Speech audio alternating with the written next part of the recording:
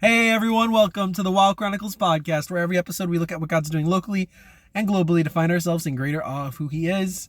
Here I am, Zach Roble, coming to you from another Sunday after another time at a fantastic church in Waukesha County.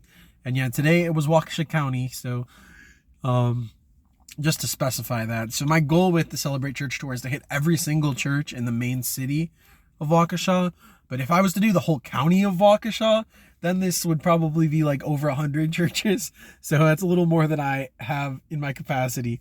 So what I have done with this Celebrate Church Tour is I'm going to every church in the city of Waukesha, and then I'm going to a few outskirt churches, right? So some that are Pewaukee, New Berlin, Delafield, Genesee. So occasionally we'll get those like outskirt ones. And today was one of those outskirt churches, a Pewaukee church known as Crossroads Church, which was really beautiful today, guys. It was a very homey, intimate. I wouldn't say that intimate. So obviously, like, I've been to some small churches that are like really small in this journey, right? Like 5 to 10 people. This one was more like, I would say around 50 in the room. So a little bit bigger. But like the room, like when I actually got to the church building, like it felt very much cozy. Like, there was just like, a few pews and then a little stage in the front, or not pews, it was chairs. There was chairs, a stage in the front, a few banners on the walls with some cool inspirational things. It just feels like a very, very homey church, for a very nice, small, tight-knit community. It was beautiful. So let me tell you guys more about it. So Crossroads Church, they are, I think, Baptist. I think that's what their website said. That's what it says in my Excel document. But going there today, like, there was really nothing in their like bulletins or anything that talks about them being Baptist. In fact, I think they really like seem to operate less a part of like a big like organization. Like, for example, like when I'm at Lutheran churches, like there's like the Evangelical Lutheran Church of America, or there's like the Wisconsin Evangelical Lutheran Synod, like the Wells Lutherans, or like Catholic churches, like they have like the same readings through every Catholic church, like every week. So like those shared liturgies that I've seen in other denominations, that's not really what happens here. And they actually wrote down in their bulletin here that we are an autonomous, biblically based church family that actively partners locally and internationally to fulfill our mission to connect people in transforming relationship with Jesus Christ. Which is so crazy, because like that statement is basically like what I say at the beginning of every episode here is like, we want to see what God's doing locally and globally. And then they also say like, we partner with people locally and internationally to fulfill our mission to connect people in transforming relationship with Jesus. So this church actually has like very similar DNA to my heart, which is really cool. I love that. When I entered into the door today, they directed me to the snack counter. And then, you always love a church with snacks. And some of the snacks they had here were gold. Like, they have freaking goldfish crackers. They had Pokemon graham crackers and fruit snacks. And they had cheese and some other things too. I took these. I'm going to eat them after I film the episode. But it was nice. I will say this church, something I did notice is that even with it being smaller, there wasn't like a whole lot of engagement with me. Like, I didn't really meet anyone or talk to anybody today, which in some ways is kind of refreshing, because like a lot of the time when I come to a new church, like, obviously I get bombarded and they're like, oh, like, you're the new guy, tell us your story. And I like to do that sometimes, but today, like, I woke up pretty tired, so I came in and didn't really talk to anyone at this church. Nobody really like approached me or asked too much about me. So I was able to just come in and focus on the Lord, and really like what I felt immediately, like when they moved into worship here, is that it was very much not a people oriented church. Not that they don't care about people, but it was way more upward focused on God, and also very scripture focused, as I'll get to when I talk about the message a little bit more. So that being said, so the worship here, it was crazy, because like how small the church is, you wouldn't think they would have that much music, but they actually had a full band up there. They had a guitarist, they had a pianist, they had a bass player, they had a drum player. So like they had like a full little band up front. It was an older band, so I noticed like the whole church was trending older. There were like some young people in the room, but not like a whole lot. And more the old people were the ones like leading the worship. So that's cool that they were able to like lead even as older people, like continuing to walk in their gifts in those older years. So they sang, and the songs they did were much more contemporary worship music, which is refreshing for me, because like I've enjoyed like all the different denominations I've been to, but contemporary worship, I haven't actually been to a contemporary worship church in a while. So it was good to go and hear, like, one of the songs they sang was Our God by Chris Tomlin. Like, and if our God is for us, then who could ever stop us? And if our God is with us, then what could stand against? And so that was fun. Another song they sang was Build My Life, which that one was really hitting my heart this time, because, you know, Build My Life is like such a song of just really desperation and saying, God, like, I want to build my life on your love. Like, and especially I love the chorus where it sings like, show me who you are and fill me with your love. Show me who you are and fill me with your heart and lead me in your love to those around me. And that's something that, like, I really, like, I've been struggling with recently, like, to have love for other people, because I've just been feeling so empty a lot of the time. And so, like, that prayer is just so powerful, to just go back to God and say, like, God, like, you know, lead me in your love, lead me in your heart, show me how to love other people too. So it was a really good prayer. It was a good song to return to, because I haven't sung it in a while. And then they sang like another song about just being amazed by his love. I am amazed by you. And yeah, that's the awe and wonder thing. Like, I want to have that awe and wonder of God. Really, like, as I'm talking about this church, it really fits like my DNA in so many different ways. Like the awe of God in the songs, and then just like the international and local focus, which is now, after they finish the worship, the next thing that they really transition to is this discussion of the local and the global, and specifically the global, because they actually had these people who were missionaries in Japan. They actually serve in Colorado to like train up Japanese missionaries, apparently. And they are named Brian and Jan Thompson. I got their little card here. But they went up to the front and they shared a little bit about how they've seen God move in Japan. And that's so cool that they were talking about Japan, because like right now, myself and my friend Chris, we've actually been praying for months about like potentially going back to Japan for a short-term trip this year. I don't know if it's going to happen. I think there's like probably like a 60-40 chance. I think it's more likely than not that we will end up in Japan next month.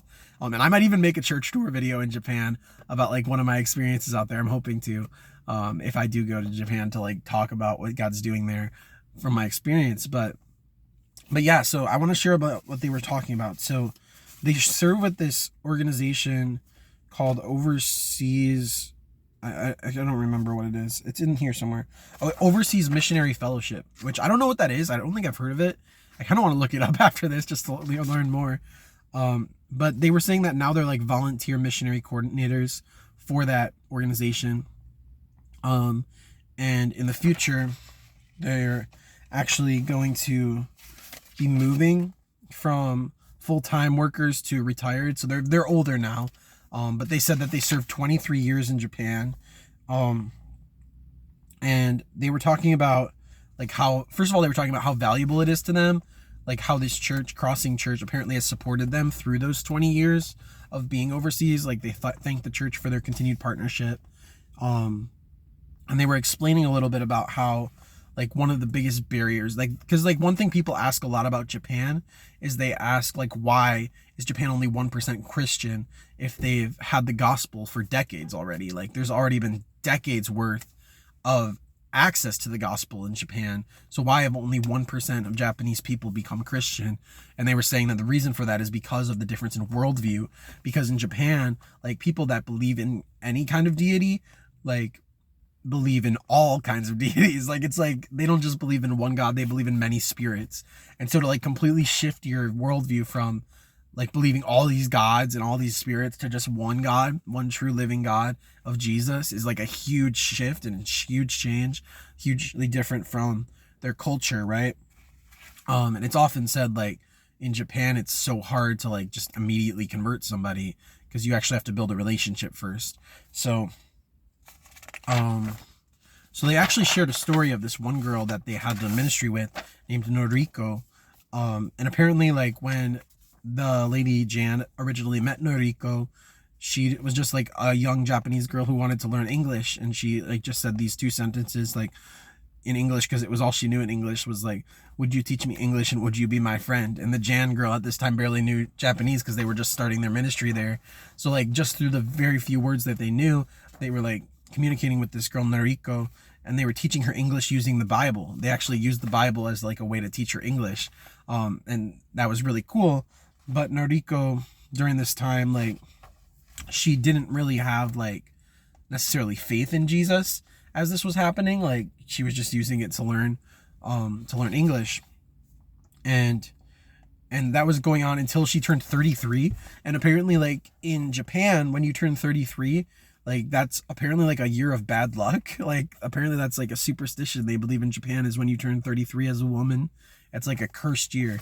So they have this thing where you have to go to a shrine to pay and to pray for good luck, like to one of the Shinto shrines. And apparently you can pay a $50 prayer or a $100 prayer. And Noriko, even though she was like learning about Jesus from Jan, like, she was like, I just want to make sure I do this. I don't want to have any bad luck, just in case it's true. She was like, I paid the $50 prayer because I didn't know if I fully believe it, and I didn't want to pay the $100 prayer. So that was funny. But yeah, just crazy that like they do this to try and prevent bad luck. And, you know, even after years of like practice learning the Bible through English, like, she was still doing this thing because she was just like, you know, showing like, this just is it shows how Japanese culture and like these things can be hard to break. Like, it can be hard to break this when the whole culture around you is saying these things like, you're 33, this is your bad luck year, this bad luck. Like, you know, it makes you feel like you have to do something about that and like respond to the culture instead of staying firm and like believing what Jesus says, when that's not the norm in that space. So that's significant. And then Jan like tried to ask her, like, you know, like, do you want to accept Jesus into your life? And at the time, like, she had gotten married, she had kids, she had a happy like finances, and she was like, why do I need Jesus? My life is fine. And that's another thing about Japan is a very well-off nation. Even like from when I was over there for missions last year, like, you know, there's a lot of people there that are just very happy because, well, maybe not happy, but they're very content to just like to be able to just have the benefits of society, you know, to have the education, to have the finances and things like that. And there's not like this desperate need for more. Like, you know, they're content with just the secular blessings of society. And so like that's what this lady was saying, was that Noriko, she had a happy life. She didn't think she needed Jesus until like 8 to 10 years later. So she like continued to do ministry with this girl and connect with this girl for 10 years, like in her time in Japan. And eventually, like, this girl Noriko, she wanted to become like an English or like a language teacher. But she was asking for prayer for like passing her language teacher test. And so she asked for prayer from Jan and them. They would pray.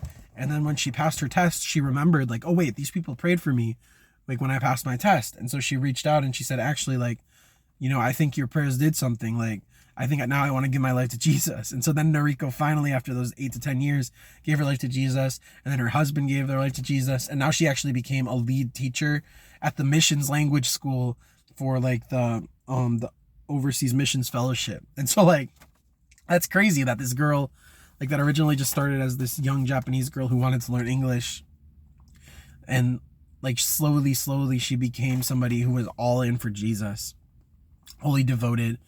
And it took 8 to 10 years. It took that full time of investing relationship to see the fruitfulness.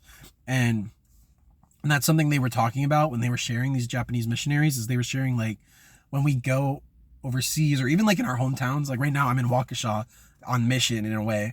And it's been 1 year and I've been disappointed I haven't really seen what I wanted to see in this 1 year. But like, you know, ultimately, like, when we are on a mission, when we want to see God do something in people's lives or in our families or in strangers or like, you know, other nations, like no matter where we want to see God move, like it has to start with prayer, they were saying. Then she was saying that we need to engage to learn who people are. Like, that's what they do in Japan, is they like engage to learn about the people before they like try to teach them something. They listen before talking. which is so huge. It's so huge to just like listen to other people's perspectives before talking and sharing our perspective. And then as opportunities arise, they share the gospel. And the husband was saying that they pray first, they pray in the middle, and they pray last. Like they pray through the whole journey. Prayer is like the constant through any journey of like wanting to see God move in people's lives or wanting to see him bring a mission to fulfillment. Like we have to pray at the beginning, we have to pray in the middle, we have to pray at the end. Prayer has to cover everything. And I love that they mentioned that as well as like such an important emphasis point. And then another thing that he mentioned, which was really relevant to me because of how I had aforementioned that my friend Chris and I are thinking about going to Japan in a month, like for a week period of time. And he was saying that like while they were overseas in Japan, they would oftentimes have like teams that would only come for like 4 weeks or just a short-term period of time. And those people would come and they'd be like, we want to save people. We want to see people like fully accept Jesus in these 4 weeks. And he was just saying like, that's not really realistic. But that those trips aren't wasted. They're still valuable because like we can help people take small steps towards Jesus on those kind of trips. And on those kind of trips, like, you know, even if you only help someone make like 1 or 2 closer steps to Jesus, even if you don't get to see their full life 10-year transformation, like Jan got to see in Noriko's life, like that week of being someone who gives somebody 1 or 2 closer steps to God, like is valuable and it's good and it's so significant in a bigger way than we realize. Like, so he did say that those short-term trips, though they're not like moments where you'll see like a salvation necessarily, they're moments where God will still be doing things in small, subtle ways that maybe you'll never see the fruit in your lifetime, but like you can be joyful knowing that you played a small part in whoever's journey of getting closer to the Lord. So I really love that. Overall, beautiful message from them. And that wasn't even the real message of the church service today. That was just like a special occasion. So I'm really glad I rolled this church today on my list of churches to come to, because again, Japan is so relevant to me at this period of time, as I'm really praying about going there next month with Chris for a short-term trip. And I'm probably going to send them an email and ask if they have any connections or any advice of how I could be involved when I go visit next month. Because it really is a beautiful, beautiful nation. I'm excited to see more about that. So that being said, their sermon series that they're going through right now is called Let's Put Feet to Faith, right? And it's kind of about like not just believing in God, but having action behind your beliefs. And they're especially going through the book of Acts. So you can see on here that like most of their sermons throughout June and July and August have been through the book of Acts. And today they were preaching from Acts 12. And the message was called Reach Further by Prayer and Teamwork. So they emphasize that like in order to make an impact for God's kingdom, it's important that we have prayerfulness and we also have teamwork with other believers. And that's like literally like part of my heart too. Like if you look at my ministry website, it says like, you know, my 3 pillars are prayer, partnership, and pioneering. And pioneering is the one that like I personally like want to do the most. Like I want to pioneer, I want to do all these things, but like to pioneer things, like I cannot get anywhere in pioneering if I'm not like built on prayer as my foundation, and then if I'm not partnering with other people in that journey. And so like they were really emphasizing today, like if you want to see the kingdom come, you can't just have this pioneer's heart where you just want to make it happen, but you have to have prayer, you have to have God in it, and you have to have partners, you have to have other brothers and sisters in it. And really this whole message they were sharing from Acts 12 is about Peter. Well, actually before he even shared from Acts 12, he was sharing the context of how like Peter and Paul were very different Jewish men. Like, you know, Peter came from like a humble fisherman background that followed with Jesus, and then he started to like slowly become somebody who had authority, versus like Paul was somebody who was already a religious leader, had a lot of authority, and like, you know, was well versed in like the religious beliefs of the time, but not in Christianity. And then both of them were humbled in their own way. Like Paul was humbled from a high place to realize like who Jesus is. Peter was like already humbled at a low place and was empowered by Jesus into leadership. But God used both of them to impact the culture and to bring Gentiles to the kingdom. And that was a huge point of emphasis he talked about, is like how the kingdom started with just like Jews, but then like Gentiles started to be invited in, and there was like these 2 different sects of Christians, right? And I think like I wrote in my notes that it parallels like denominations today, because like, you know, at first Jewish Christians and Gentile Christians were like two categories. Now it's like we have hundreds of categories with all the different denominations. And back then Jews and Gentiles would judge each other. They would judge the different Christians. They would like hang out in their select groups and they wouldn't have that unity. And today that's happened in even greater capacity with different denominations. And there was even a time where he was saying that Peter, like, actually, like, he got his horizons expanded when he had the vision and God like showed him that Gentiles could be saved. But then like after a while, like the Jews started to be like, why are you hanging out with these Gentiles? And he would like slowly back away from them because of what people said and spend more time with Jews again. And Paul had to like rebuke Peter and be like, Peter, like, why are you doing this? Like, you should still be involved with everybody. And that's like my big heart in something like the Celebrate Church tour, is I want to see believers not like back away from different denominations or different types of Christians and just like stick with their own specific group and have all this judgment towards others. Because that's what like was this big roadblock in the early church, was this Jewish Christians and Gentile Christians had this big roadblock that would keep them divided. And still today we see that, like with denominations, where people will judge the Catholics, they'll judge the Pentecostals, they'll judge the Baptists, they'll judge the Methodists, they'll judge the Lutherans, like, you know, but like I love the emphasis that this guy had on his message today, where he was just saying like the gospel, if we say the gospel is for everybody, we have to act like, we can't act like some are more valuable than others. We can't just pick one denomination that's the most valuable, but we have to believe and see God in all of them. And so like that's what's been beautiful about this journey. So anyways, then the actual message that they shared today was from Acts 12, and this is where Peter gets arrested. He gets put in prison.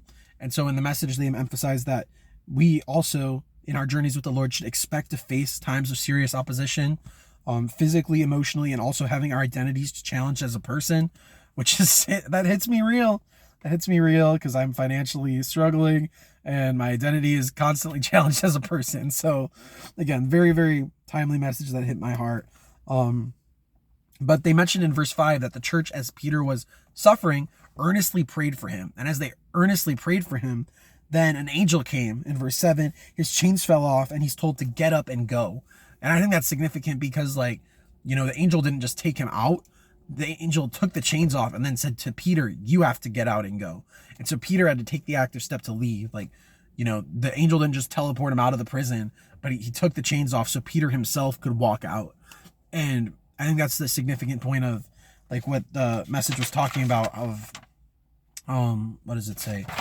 Let's put our feet to our faith. Like, you don't just believe, but you actually, like, when the opportunity comes to step out and to be set free, like, you take that step out of the chains. And so Peter takes the step out of the chains. And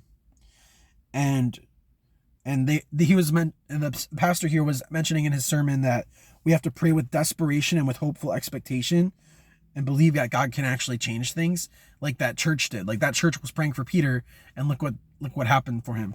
But then he also was sharing that in the beginning of that story, it talks about James, and how James was murdered for being a Christian. And Peter did escape. Like, he got this rescue story where he got to testify about what God did, but James probably was also praying. Probably people were also praying for him, but he died. And like, the reason he said that is sometimes we don't get the rescue we want to see. Like, sometimes, like, you know, we don't always see the rescue like Peter was fortunate to, but we have to trust God. We have to believe in his will more than we believe in our will. So that was really, really powerful to not just like breeze over that James like was murdered for his faith. Like, even though Peter was set free, James wasn't. And so it's not like an always thing where you're always going to be set free from your earthly bondage as you pray, but our hope isn't really even in just the earthly things. It's in the heavenly things. It's in the next world where, like, we're there, we do 100% have hope and confirmation of time with Jesus in the future. He was also saying that sometimes, like, with that encouragement to be desperate and hopeful, sometimes the reason why we're not desperate and hopeful with God is because we're afraid. We're afraid we're going to be hopeful for nothing. Nothing's going to happen. I have this fear all the time here in Waukesha, where it's like I came back last year with all these big dreams, all these expectations, all these hopes, and over the last year I've seen them all die to just like a tiny mustard seed of faith that I have left. And I need the Lord to sustain that, because my faith has gotten so small. But like, but like when I hold on to that desperation, that hope, and that trust that he can do something, even with that little tiny bit of me that has hope, that's where things can start to change. So anyway, so then after Peter gets out, I'm gonna open the window because it's a little bit hot in here. Okay. But yeah, so after Peter gets out, then he goes to John Mark's mom's house. And I thought this was cool because I never noticed this before. But so John Mark is the guy that wrote the book of Mark, and he's very, oh gosh, please turn off this music. Okay. So, okay. Oh no. Okay, my car. Okay, the car is off. Okay, music is off. Okay. Anyways, so John Mark is the one that wrote the book of Mark, and he was friends with Peter. This is a moment where Peter came to his house and his mom's house. And it was funny because at John Mark's mom's house, they were actually having a prayer meeting when Peter showed up. And a servant girl named Rhoda actually went to the door and heard Peter's voice. And she came back to the prayer meeting and was like, guys, Peter's here. And they're all like, girl, you're crazy. Peter can't be here. He's in jail. Like none of them believed her when she was saying that Peter was there. And I wrote like in my notes, and the guy was talking about how like they called her crazy when she saw the miracle and testified. Like she saw Peter at the door. She was like, Peter's here. And nobody even believed what she was saying. And that's another thing. Like when we are standing up for what God has shown us, or like we see him move in our lives, like, and we testify, like people are going to think we're crazy. They're going to not believe us sometimes. But this Rhoda, this servant girl, she was like the first one to experience Peter's miracle. And then eventually they invited Peter in, and he shared his story. And this was another powerful point of the message, is he was saying like we need to step into and share our rescue stories that God gives us. So like we have a story of what God did in our lives. We need to be bold and share it. We can't be so afraid and timid or think like our story isn't going to be important, but we need to share it. And Peter did that. When he was invited in, he shared the story of how he got freed from prison. And like the other thing is John Mark, like he wrote the Gospel of Mark based on Peter's stories of what Jesus did in his life. So like Peter shared his story of what Jesus did to John Mark, and then John Mark wrote the gospel, which has impacted people all over the world for generations, right? And so sharing your story is so significant, and it's something that cannot be understated, the importance of that. And I think for me personally, like I have this big passion to share my story, but I think like so often I've believed like the world doesn't care about my stories, the world doesn't care what I have to say. And in the past year, like I really almost rarely ever talk about the things that God's doing in my life. And actually just this past week, like I in the last church tour episode, when I went to Beautiful Savior Lutheran, I had the pastor email me the following day, and he asked me like, I want to know more about your story, the Zach Roble story. And so I spent like 2 hours on Friday night writing him an email about like my story and about the things God has done in my life. And it like brought something back alive in me that I haven't experienced in a long time. Because I was like, wow, like I haven't even told anyone my story in a long time. It's felt like nobody cared about my story. But like getting to share my story, like reminded me of who I am. It reminded me of who God is in my life. And it reminded me like stories are so important, and I should be sharing them more. And I should be bold and confident to believe that the story matters, because what God's done in my story is no small thing. And people's stories are so important. And so it's been really cool over the last few days in the last 2 churches to just like be brought back to that. And one thing that's been on my heart for a long time has been writing a book called Catching God's Heart, where I just like write about all the different ways that I caught God's heart through my story. And God put that idea on my heart like 2 years ago to write that book. And I've just kind of been ignoring it and putting it in the back of my mind, because like a lot of me just feels like if I write this book, like nobody's going to read it. Nobody really cares about my story. What's the point? But like, I think I'm starting to find like it's so important to rehearse and remember my stories, not even just for like someone else to hear them, because like it would be cool if someone else hears them and gets impacted, but even just to remind myself of like who I am and who God is. So I'm hoping I can like take more intentionality towards that soon.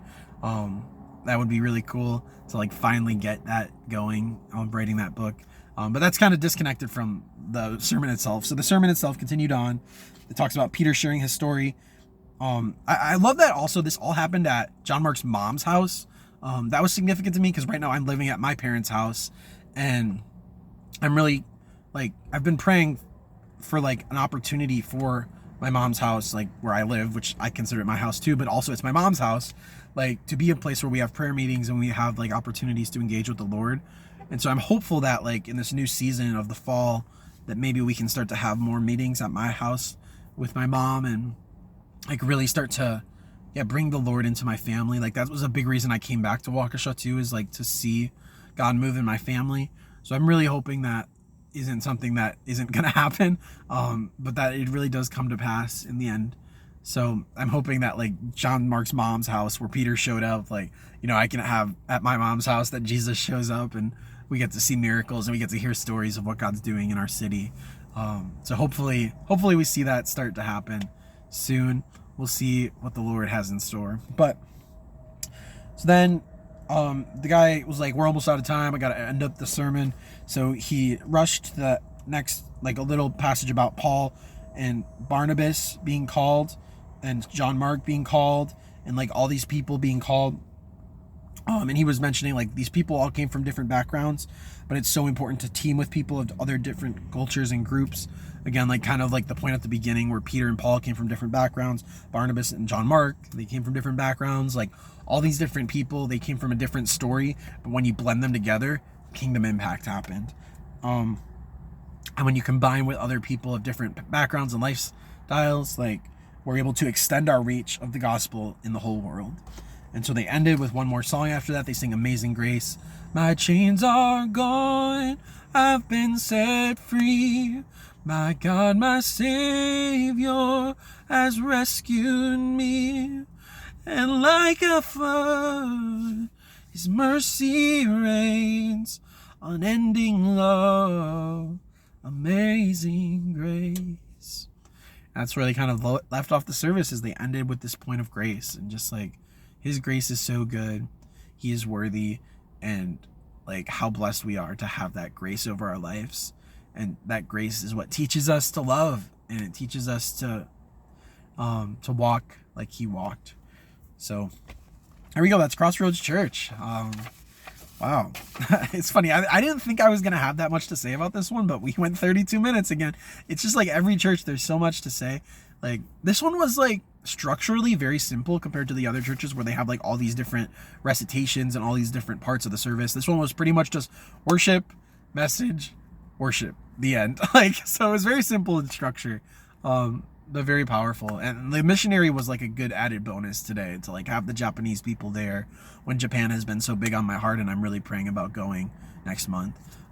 So really relevant, really good, really epic, guys. We'll be back this next week with at least one church tour. I actually think there might be two, and there might be a very, very special episode happening this Wednesday, which we'll see if it happens. If it happens, then I'll tell you more about that when it comes. But yeah, overall, I'm really, really thankful and really overjoyed to see God's work here in Waukesha, and I cannot wait to see what He continues to have in store through the rest of this journey. So guys, thanks for tuning in, and until next time, stay in awe and wonder.